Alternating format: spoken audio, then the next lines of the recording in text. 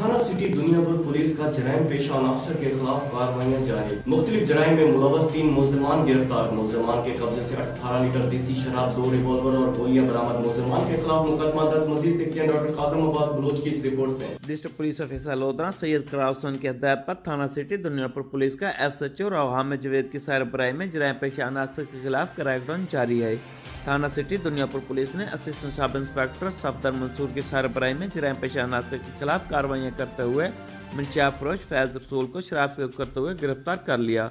Police ने मुलजम के कब्जे से 18 लीटर देसी शराब बरामद कर ली।